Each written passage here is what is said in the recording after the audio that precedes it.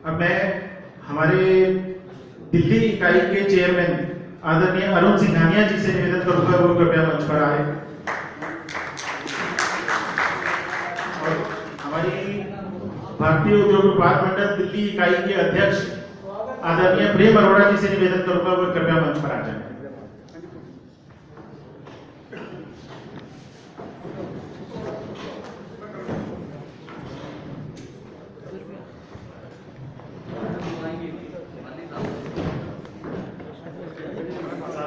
जैसा कि हमारी भारतीय संस्कृति है, हम अपने जो हमारे वरिष्ठ नेता हैं, हमारे बुजुर्ग हैं, हमारे मार्गदर्शक हैं, उनके सम्मान के साथ हम कोई भी कार्यक्रम होता है उसको शुरू करते हैं।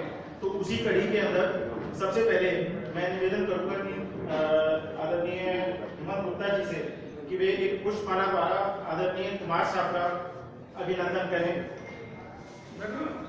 एक बार जोरदार तालियां सब बजाते हैं।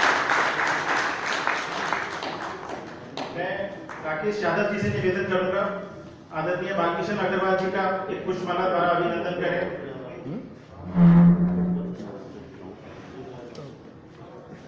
मैं भाई अतुल गर्ग जी से निवेदन करूंगा एक पुष्पमाला द्वारा जगदीश बेरीवाल जी का। अतुल जी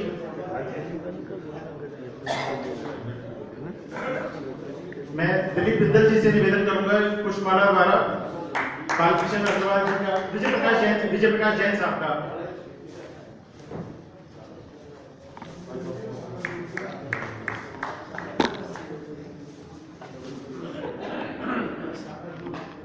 मैं भाई राजेश आहूजा जी से निवेदन करूंगा कि हमारे दिल्ली इकाई के चेयरमैन श्री अरुण सिंघानिया जी का एक पुष्पमाला द्वारा अभिनंदन करें।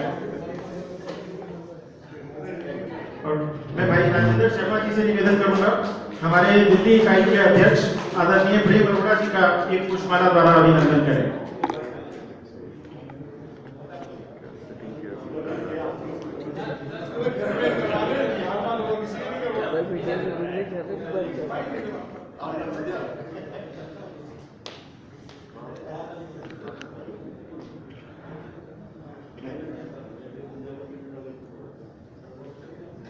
जैसा कि आप सभी जानते हैं, भारतीय उद्योग व्यापार मंडल के एक बड़े स्तंभ हमारे राष्ट्रीय चेयरमैन रहे महाशय धर्मपाल गुलाटी जी कोरोना काल के अंदर हमने उन्हें खोया। आज वो हमारे बीच में नहीं है। उनका हमेशा, चाहे वो भारतीय उद्योग व्यापार मंडल हो या कोई भी संस्था हो, सामाजिक हो, व्यापारिक हो, धार्मिक हो, सही मायने में जैसे हम व्यापारी को भामाशाह कहते हैं, तो अगर सही मायने में अगर कोई फिगर सामने आती है तो वो महाशय धर्मपाल जी की थी कि जिन्होंने जो कोई उनके दरवाजे पे गया, किसी भी काम के लिए गया, उन्होंने शायद ही किसी को कभी खाली हाथ लौटाया हो, कभी खाली उसको वापस भेजा हो। दिल्ली क्या पूरे हिंदुस्तान के अंदर एक अजीम शख्सियत जिन्होंने एक अपनी पहचान बनाई अपने काम से, अपनी मेहनत से, अपने व्यवहार से। तो मैं निवेदन करूंगा, आज वो हमारे बीच में नहीं है, कोरोना काल की वजह से हम कोई श्रद्धांजलि सभा भी आयोजित नहीं कर पाए थे, तो एक 2 मिनट हम सब लोग खड़े होकर मौन रखेंगे और आदरणीय महाशय धर्मपाल जी को श्रद्धांजलि अर्पित करेंगे। महाशय जी को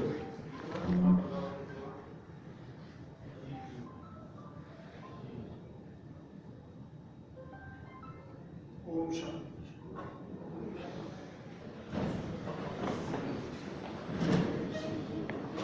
साथियों, जैसा आप सभी जानते हैं, तकरीबन 1 वर्ष पहले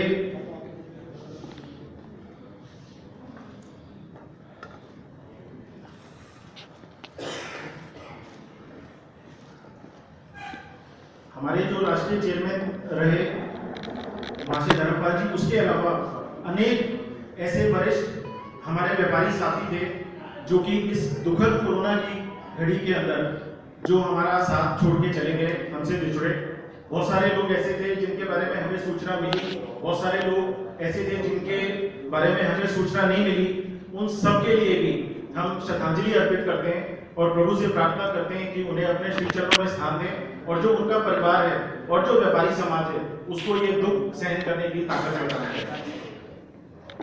साथियों, जैसा आप सबको मालूम है, करीब 1.25 साल पहले BUVN की दिल्ली इकाई का गठन किया गया। हम इसी कॉन्स्टिट्यूशन क्लब के अंदर सब लोग मिले थे, सब लोग बैठे थे, हमने डिस्कस किया था। बहुत सारी जो गतिविधियां थी उनके ऊपर हमने कार्रवाई भी की, रणनीति भी बनाई। लेकिन उसके बाद ये वैश्विक महामारी आई कोरोना के रूप में, और पूरा 1 साल हम लोगों की जिंदगी के चैप्टर से निकल गया। आज पुनः जब हम लोगों ने अपना व्यापार शुरू किया तो एक बड़ी मुश्किल हालात देश के अंदर व्यापारी के लिए पैदा हुई है।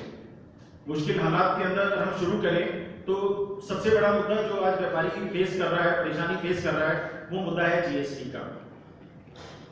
जब माननीय प्रधानमंत्री जी ने GST को पार्लियामेंट में सेशन किया, लागू किया, तो ये कहा गया था कि ये गुड्स एंड सिंपल टैक्स है। इससे व्यापारी का जीवन आसान होगा, सरकार को ज्यादा राजस्व आएगा, चोरी खत्म होगी, सबका व्यापार बढ़ेगा, देश तरक्की करेगा। लेकिन जो हम लोगों का पिछले 4 साल के अंदर एक्सपीरियंस रहा है वो ये रहा है कि ये गुड्स एंड सर्विस टैक्स की जगह गुड्स एंड सजा टैक्स बन गया व्यापारी के लिए। आज हर व्यापारी अपना काम धंधा छोड़कर, माल खरीदना बेचना छोड़कर सिर्फ इस डर में जीता है कि कहीं कोई कंप्लायंस में गलती ना रह जाए, और अगर कोई खुदा ना खास्ता ह्यूमन एरर भी हो जाता है किसी से, तो उसके ऊपर इतनी सख्त सजाएं हैं, इतनी सख्त पेनल्टी है उसके ऊपर कि व्यापारी को डर लग रहा है कि वो कब जेल चला जाएगा उसको मालूम नहीं। उनके बैंक अकाउंट सीज करने की, उनकी प्रॉपर्टी सीज करने की, उनको जेल भेजने की एक ऐसा माहौल क्रिएट कर दिया गया कि व्यापारी सरकार को जो कर देता है वो नहीं है, व्यापारी एक चोर है, और उसके ऊपर एक सरकारी पैरा बिठा दिया गया। और जो हमारे GST के अधिकारी हैं उनको अनलिमिटेड पावर्स दे दी गई, अनलिमिटेड पावर्स की इस हद तक कि वो किसी के भी प्रतिष्ठान पर जाकर जो अधिकारी है उसको ये ताकत है कि वो वहीं पे उसको गिरफ्तार करने का चालान रेज कर सकता है। ये बड़ी भयावह स्थिति है। आज आधे से ज्यादा लोग हिंदुस्तान में ऐसे थे जो पढ़े लिखे नहीं थे, जो कंप्यूटर सेवी नहीं थे, कंप्यूटर के बारे में जानकारी नहीं रखते थे। अब वो लोग दूसरों पे डिपेंडेंट हैं, हम अपने कर्मचारियों पे डिपेंडेंट हैं, और उस हालात के अंदर अगर किसी कर्मचारी ने कोई गलती कर दी तो उस गलती की कोई सजा उसको नहीं मिलेगी, गलती की सजा मिलेगी जो मालिक है उसको, जो फर्म का प्रोप्राइटर है उसको।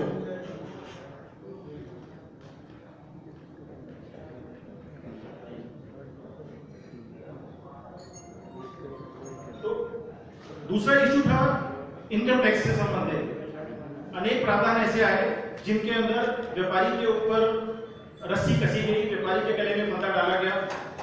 उसके बाद जो और प्रावधान आए उनके अंदर हमारे जो लोकल इश्यूज हैं, इंडस्ट्रियल एरियाज के इशू हो, इंडस्ट्रियल पॉलिसीज के इशू हो, वो सारे मुद्दे हैं जिनके ऊपर आज हमारे जो साथी वरिष्ठ व्यापारी यहाँ मौजूद हैं हम चर्चा करेंगे उसके ऊपर। और मैं सबसे निवेदन करूंगा कि बाकी से अपनी राय रखें। यहाँ पे हम लोग अपने घर में बैठे हैं, अपने परिवार के बीच में बैठे हैं, और हम सब लोग अपनी राय खुल के रखें। मैं इसी कड़ी के अंदर शुरू करता हूँ। सबसे पहले हमारे आयरन एंड हार्डवेयर एसोसिएशन के प्रेसिडेंट हैं सदर बाजार से आदरणीय राजेंद्र शर्मा जी, कृपया वे मंच पर आए और अपनी बात रखें। सब जोरदार तालियां बजाकर इनका स्वागत करेंगे।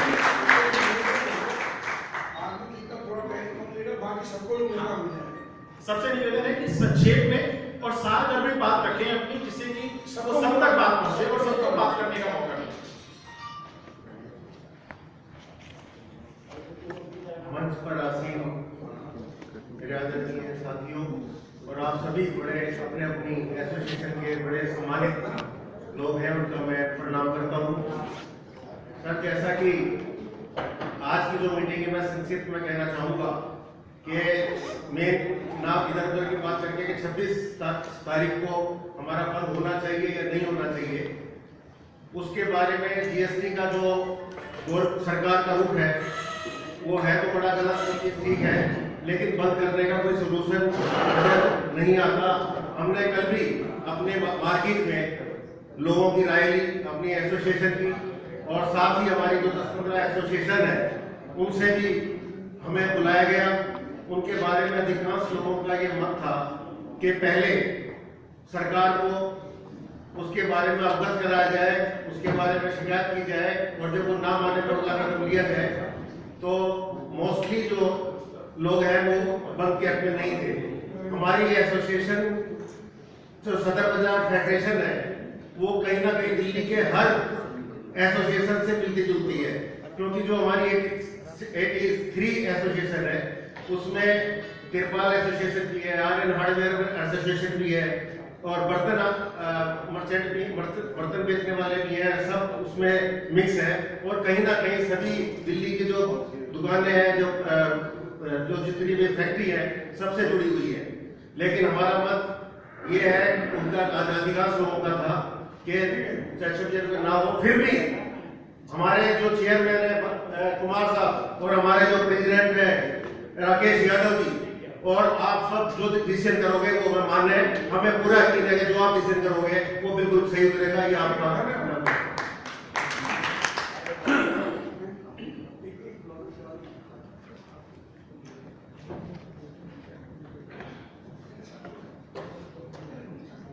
हमारे बीच नरेला इंडस्ट्रियल एरिया एसोसिएशन से वरिष्ठ सदस्य भाई सुनील सिंघल जी, मैं निवेदन करूंगा कृपया मंच पे आए, अपनी बात रखें।